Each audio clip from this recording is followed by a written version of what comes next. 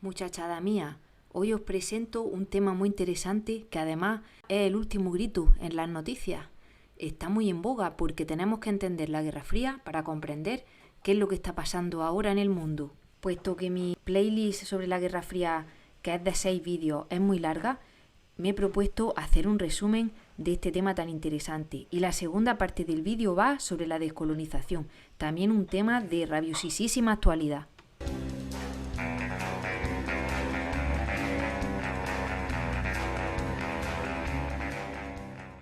Tras la Segunda Guerra Mundial, el mundo se dividió en dos bloques opuestos, cada uno con un sistema político y económico diferente. El bloque occidental poseía un sistema político democrático y una economía capitalista, y el bloque comunista defendía un sistema político totalitario, marxista y una economía planificada. Se conoce como Guerra Fría al estado de tensión permanente entre los bloques comunista y capitalista. El comunista liderado por la URSS y el capitalista liderado por Estados Unidos. Caracterizó las relaciones internacionales entre 1945 y 1991. Se trata de una tensión que se detiene ante el riesgo del estallido de una tercera guerra mundial, en la que armas como la bomba atómica podrían convertirse en el suicidio de la humanidad. Alcanzó su expresión geográfica con el telón de acero, expresión acuñada por Churchill. From Stettin in the Baltic to Trieste in the Adriatic, an iron curtain has descended across the continent. En 1989, tras la caída del muro de Berlín, el presidente estadounidense George Bush y el líder soviético Mikhail Gorbachev proclamaron oficialmente el fin de las tensiones. Este hecho, unido a la disolución de la URSS, supuso el fin de la Guerra Fría, quedando en el mundo como única superpotencia Estados Unidos. A continuación vamos a ver cuáles son las características de la Guerra Fría. Estas se pueden resumir así. Ambas superpotencias, la capitalista y la comunista, mantienen un clima de tensión basado en la amenaza. Las armas nucleares les sirven de arma disuasoria. No pensaban usarlas, pero amenazan al adversario con ello. Ambas compiten por tener las mejores armas. Esto se le llama carrera de armamento. Estados Unidos ya poseía la bomba atómica y la URSS se puso manos a la obra para producirla también, algo que consiguió en 1949. También compiten por conseguir los mejores logros científico-técnicos. De ahí también la carrera espacial. Ambas potencias compiten por tener más países en su área de influencia. Estados Unidos apoyó dictaduras sudamericanas, por ejemplo a Pinochet en Chile, y la URSS silenció en los países de su órbita todo intento de democratización, como ocurrió en la primavera de Praga. El proyecto de Dubček fue definido como socialismo de rostro humano. El Politburó soviético había decidido poner fin al problema utilizando la fuerza. Dentro de su propio bloque, la URSS persiguió y eliminó a la disidencia, y aunque en Estados Unidos el sistema político era la democracia, McCarthy, en la década de los 50, impuso una caza de brujas, es decir, persecución de todo aquel sospechoso de simpatizar con el comunismo. En el paraíso de las libertades se atentaba contra la libertad de pensamiento. El senador republicano McCarthy lideró una feroz campaña de persecución a intelectuales, artistas, militares, acusados de simpatizar con el comunismo. Las acusaciones surgían de manera infundada, es decir, que tampoco tenía muchas pruebas. Fue una época de cacería de brujas. Usan la propaganda para desprestigiar al adversario. Carteles, cómics, cine, novelas, etc. Se alternan momentos de tensión con momentos de distensión. Las relaciones fueron más o menos diplomáticas, dependiendo de la persona a la que le tocara gobernar en ese momento en Estados Unidos o en la URSS. Por ejemplo, en la época de Kennedy y de Khrushchev, fue la época de coexistencia pacífica. Los conflictos que se producen son de baja intensidad y nunca directos. Las dos superpotencias no se enfrentan directamente. Intervenían apoyando cada uno a un bando de los que se enfrentaron en cada caso a lo largo de la Guerra Fría. Por último, ambos bloques tenían servicios secretos de espionaje para controlar al adversario. Los estadounidenses tenían a la CIA y los soviéticos a la KGB. Frente a esta rivalidad, la ONU intentó mediar para preservar la paz. Sin embargo, debido a que ambas potencias formaban parte de los principales órganos decisorios de la ONU, la capacidad de actuación de la organización se vio limitada. Y ahora vamos a pasar a ver los bloques de la Guerra Fría. El bloque occidental. Estados Unidos aseguró su dominio en la mayoría de los países de Europa occidental, a excepción de España y Portugal, ya que en esos países no había sistemas democráticos. Estaba la dictadura de Franco y la de Oliveira Salazar. Tras la Segunda Guerra Mundial, el presidente de Estados Unidos, Truman, puso en marcha una política exterior centrada en la contención del comunismo a través de un programa de ayuda económica a la que le llamó Doctrina Truman. El programa de ayuda se conoció como Plan Marshall. España fue excluida debido a que no tenía un régimen democrático. El objetivo de este plan era atraer a la esfera occidental a todos los países posibles. Los países que accedían al Plan Marshall se agruparon en la OECE, la Organización Europea de Cooperación Económica. La Alianza Atlántica se crea en 1949. Se trata de la organización del Tratado del Atlántico Norte, una alianza militar defensiva contra cualquier posible agresión al mundo occidental. La alianza entre los países de Europa Central y Oriental, bajo el liderazgo de la Unión Soviética, se tradujo en un intento de convertir esos países en auténticos satélites con una total dependencia política y económica de la URSS.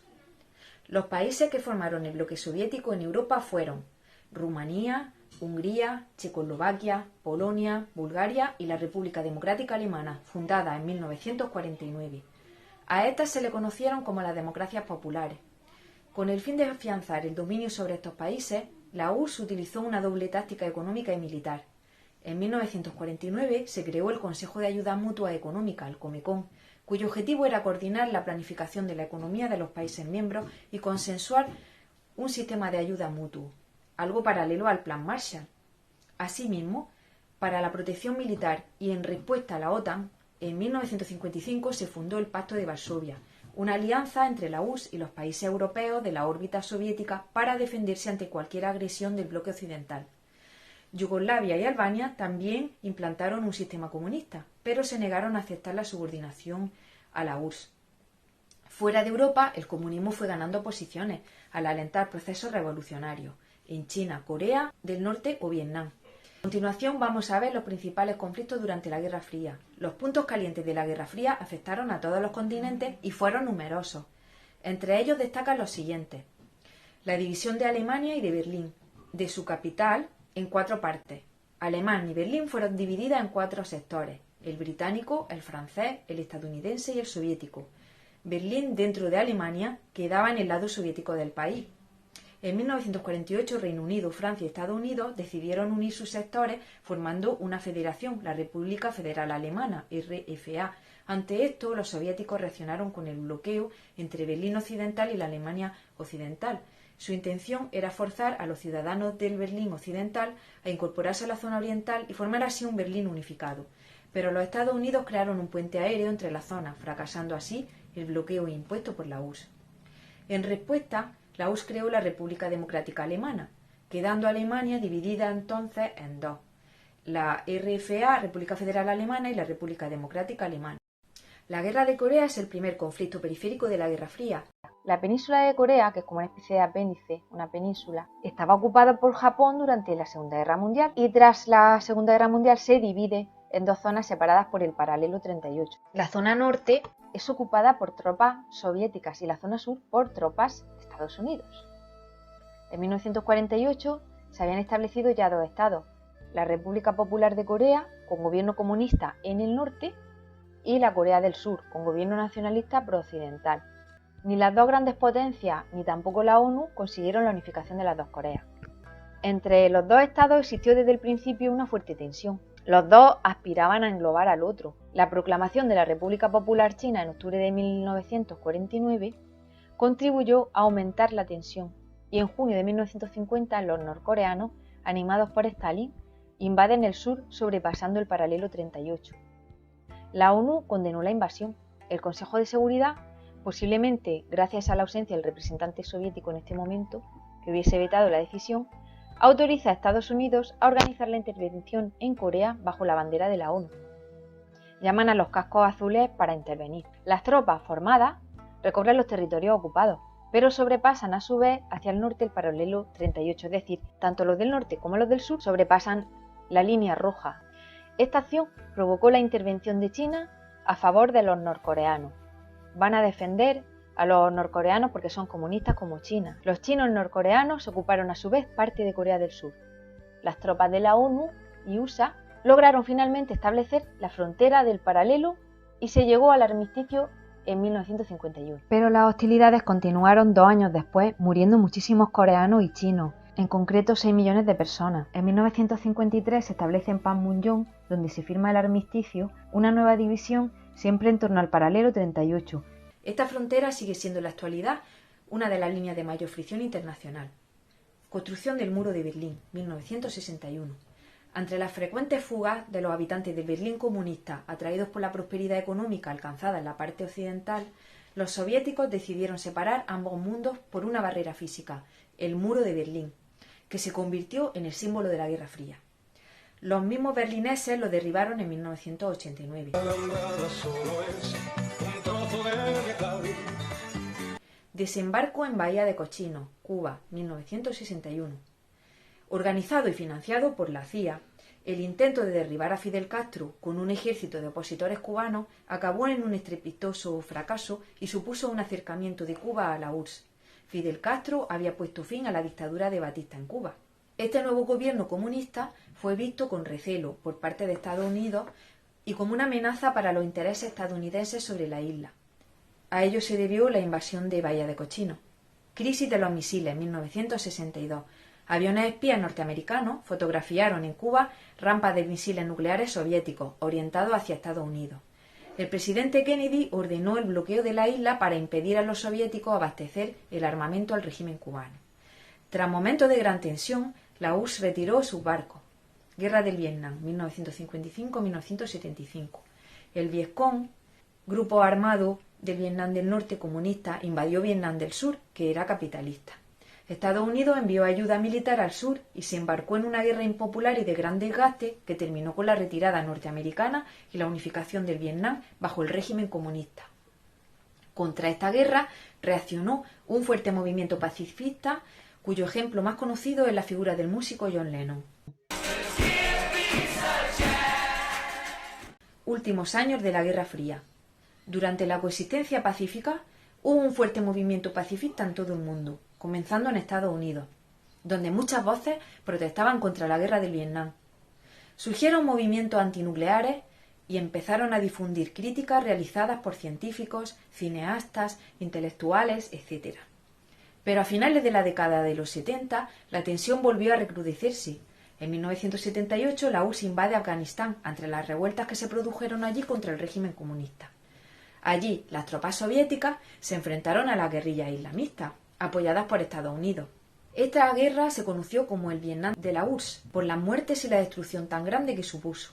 Además, la URSS fracasó en sus propósitos, igual que Estados Unidos en Vietnam, y tuvo que retirarse en 1989. En Estados Unidos, con la llegada al poder de Ronald Reagan, acérrimo anticomunista, se estimuló una nueva cruzada contra el comunismo. Impulsó acciones contra los regímenes revolucionarios latinoamericanos, por ejemplo la revolución sandinista en Nicaragua, y alentó la hostilidad contra el Irán islámico. Se planteó además derrocar a la URSS estableciendo un proyecto llamado la Guerra de la Galaxia, habéis oído bien, creando un escudo antimisiles para defenderse de la URSS e incrementando la creación de armas ofensivas. El coste económico de su proyecto era desorbitado y no se llevó a cabo. Debido a la guerra de Afganistán y a la carrera de armamento, la URSS comenzó a dar signos de agotamiento económico en la década de los 70. Las condiciones de vida habían empeorado, por lo que el descontento de la población iba en aumento. En 1985 llega Gorbachov al poder en la URSS y propone una reforma llamada la perestroika, con la cual pretendía dar autonomía a las empresas y potenciar su modernización y democratizar el sistema político. Además, acompañó la reforma con una glasnost, una política de transparencia informativa. Puso fin a la guerra de Afganistán, planteó la creación de una nueva constitución y puso fin al control de las democracias populares. De esta manera favoreció la caída del muro de Berlín y dio pie a la disolución de la URSS. Poco a poco se fueron independizando las repúblicas de la URSS, hasta que la Unión dejó de existir en 1991. A Gorbachov le sucedió Boris Yeltsin, partidario del desmantelamiento total del comunismo. En 1991 la URSS había dejado de existir y con ella la Guerra Fría había terminado. A partir de entonces Rusia deja de ser comunista y pasa a ser una república, la más grande del mundo. El desenlace final de la Guerra Fría se va a producir con los siguientes hechos. por la salida de los soviéticos de Afganistán tras 10 años de ocupación, por la caída del muro de Berlín que ya estudiamos en vídeos anteriores, la desaparición de los regímenes comunistas en los países de Europa del Este y su transición hacia sistemas parlamentarios. Los regímenes comunistas en este momento eran dictaduras comunistas, la disolución del Pacto de Varsovia, la desintegración de la URSS en 1991. En 1989, en un discurso, Gorbachov dijo: «Cada pueblo tiene derecho a elegir su propio destino». Tras esto se produjo una retirada de los soldados rusos de los países de Europa del Este, que iniciaron un proceso de democratización y abandono del comunismo. La Unión Europea durante la Guerra Fría. Tras la Segunda Guerra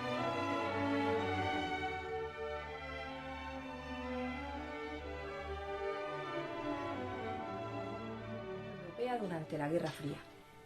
Tras la Segunda Guerra Mundial se planteó la idea de una organización europea para fomentar la cooperación entre países, consolidar la paz y competir económicamente con las superpotencias. Fue el ministro de Asuntos Exteriores francés, Robert Schuman, quien planteó la idea. Sus antecedentes fueron la creación de la Comunidad Europea del Carbón y del Acero, la CECA, en 1951, por la cual una serie de estados europeos, Bélgica, la República Federal Alemana, Francia, Italia, Luxemburgo y Países Bajos, ponían en común estos dos recursos, el carbón y el acero. Ya en 1957, estos mismos países firmaron el Tratado de Roma, por el que nacía la Comunidad Económica Europea. En 1992, con la firma del Tratado de Maastricht, la CE pasó a llamarse Unión Europea. Se acordó el uso de una moneda única, el euro. Su proceso de ampliación continuó, siendo 2004 el año en el que más países se incorporaron a la Unión Europea. Así, durante la Guerra Fría, Europa se unió y se consolidó así la democracia como sistema de gobierno. El modelo social y económico que triunfó fue el del llamado Estado de Bienestar, por el cual, aunque es un sistema de libre mercado, el Estado interviene parcialmente en la economía para proteger y promocionar el bienestar de los ciudadanos. La descolonización.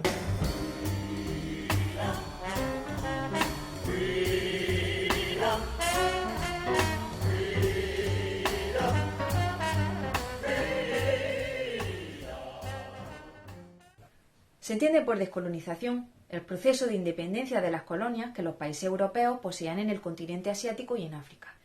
La Segunda Guerra Mundial debilitó el sistema colonial, favoreciendo así la descolonización. Veamos los motivos. Las causas que explican este proceso son muy complejas. Podemos destacar la explosión demográfica de las colonias, ya que descendió la mortalidad debido a las vacunas y a otros adelantos médicos que habían traído los colonizadores. Pero la natalidad siguió siendo alta, muy alta, por lo que aumentó la población joven que quería cambios. Durante las dos guerras mundiales, las colonias pagaron un precio muy alto por su participación en ambos conflictos. Además, el vacío de poder dejado por las potencias coloniales durante la Segunda Guerra Mundial hizo que se experimentara un alto grado de independencia. Las nuevas características del capitalismo también fue otra de las causas de la descolonización, ya que ya no necesitaba el dominio político para imponer sus normas. El surgimiento de un fuerte sentimiento nacionalista en las colonias, encabezado por líderes carismáticos como Gandhi, Ho Chi Minh, Sukarno, etc. Además, los colonizados tomaron conciencia de la explotación y la pobreza que estaban sufriendo por parte de las metrópolis. Una nueva mentalidad anticolonial entre los intelectuales de las antiguas potencias coloniales. La Carta de las Naciones Unidas refleja esta postura favorable a la descolonización. Además, las dos potencias mundiales del periodo de la Guerra Fría, que eran Estados Unidos y la URSS, no tenían colonias, por lo que apoyaban la descolonización. Querían incorporar esos estados que se iban a liberar, que se iban a descolonizar, a su órbita de influencia. Los efectos de este proceso se dejaron sentir tanto sobre los colonizadores como sobre los colonizados. Las metrópolis sufrieron cierta inestabilidad política interna por la llegada masiva de colonos a sus países de origen.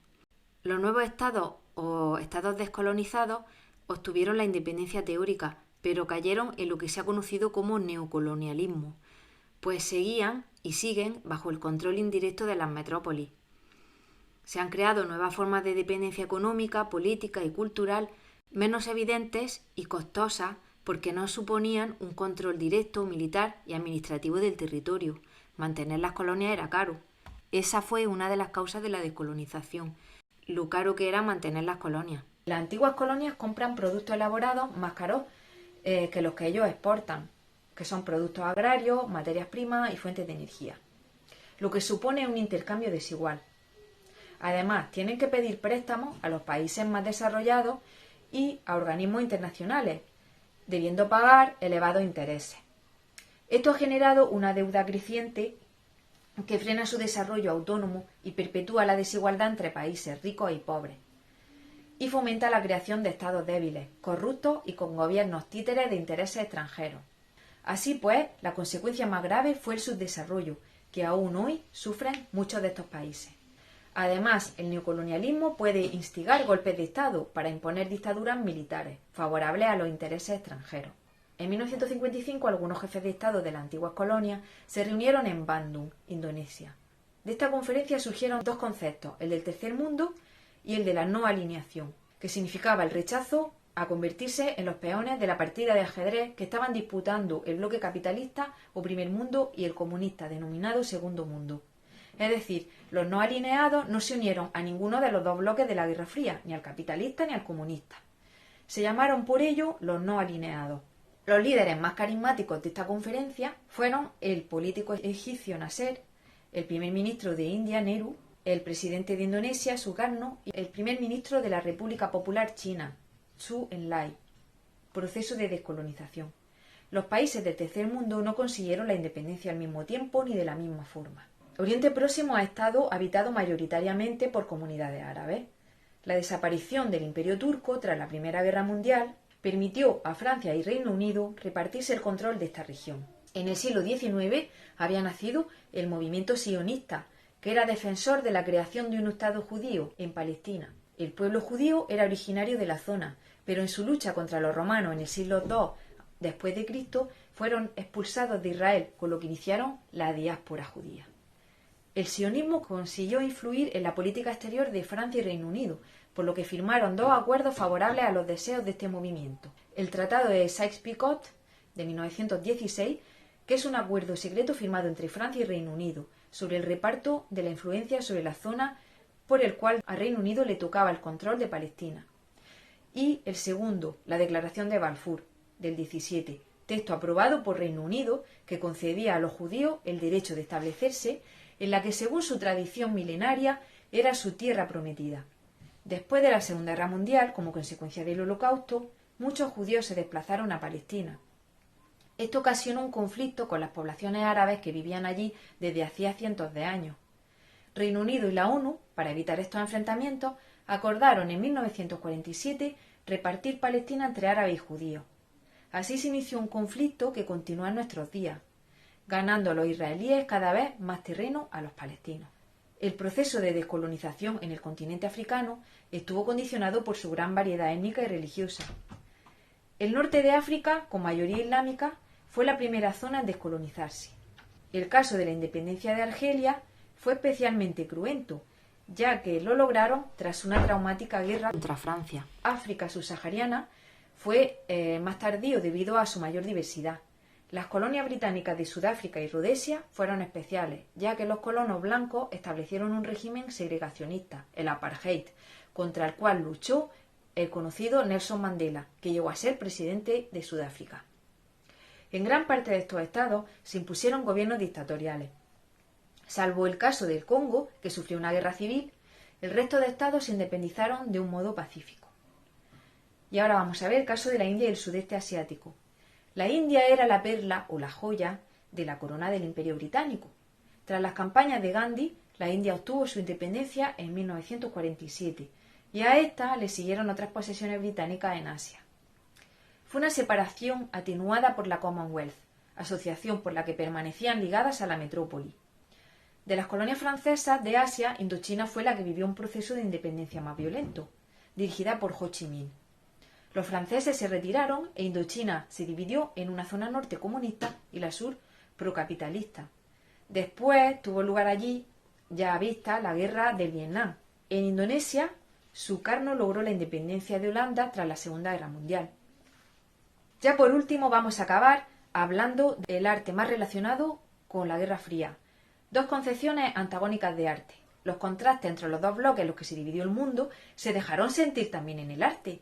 En el bloque occidental los artistas se vieron con libertad para crear, mientras que en el bloque comunista se impuso un arte oficial que debía seguir las directrices marcadas desde el poder con el objetivo de hacer propaganda del comunismo.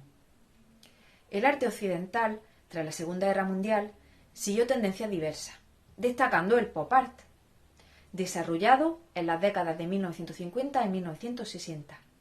Este estilo representa la sociedad de consumo occidental.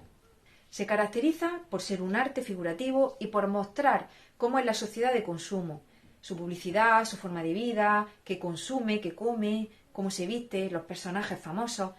Es un arte banal, superficial, efímero, ingenioso, atractivo, facilón, fácil de entender. Se oponía a las corrientes abstractas del momento a las que consideraba como demasiado intelectuales y elitistas, dirigidas a personas muy cultas y o muy ricas.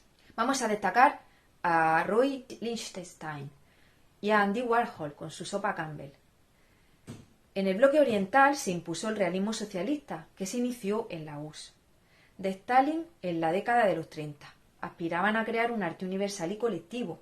Fue un arte propagandístico que contenía los ideales del comunismo.